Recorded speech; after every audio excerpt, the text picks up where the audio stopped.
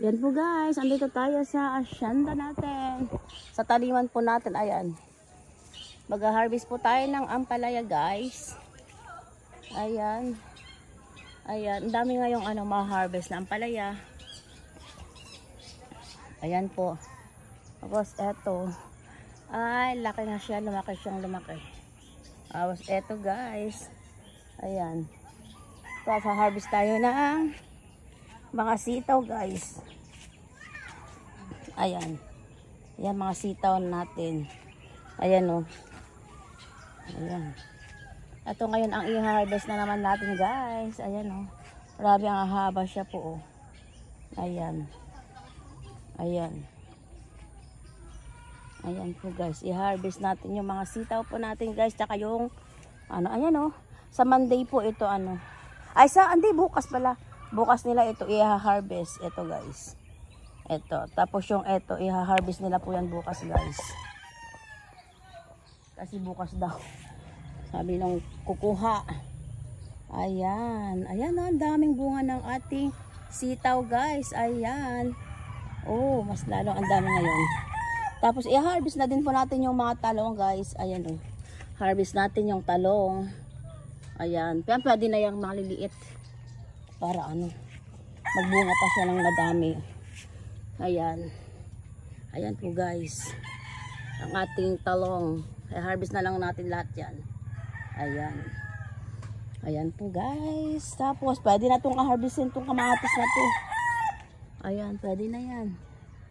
May hinog na. Ayan. May nahinog na pala. Ayan o. Ayan po guys. Ayan ang ating taniman po dito guys. Ayan.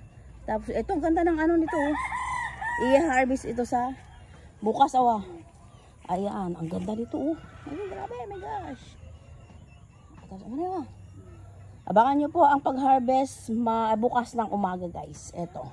Kasi bukas nila kukunin. Ayan. Ayan po guys ang ating na-harvest. Ayan. Pang na to guys. Pang madamihang na to luto guys. Ayan. Sitaw. Tapos eto ang nakuha natin. Ampalaya. Tapos inaani ko na yung ganito kasi paano na siya. Inaani ko na po yung kamatis. Ayan.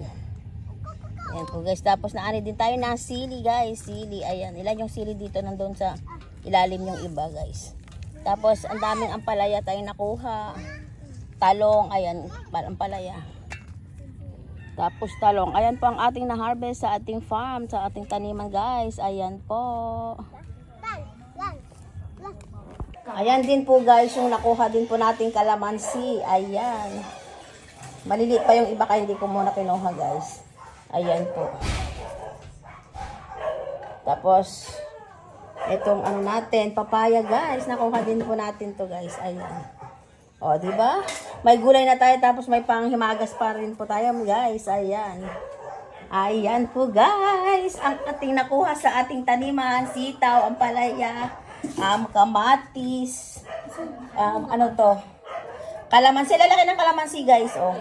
Ayan po. Tapos papaya. Ayan. Ayan po guys. Ang na-harvest po natin sa ating taniman. Ito nasa likod bahay po natin. Itong papaya at saka yung kalamansi guys.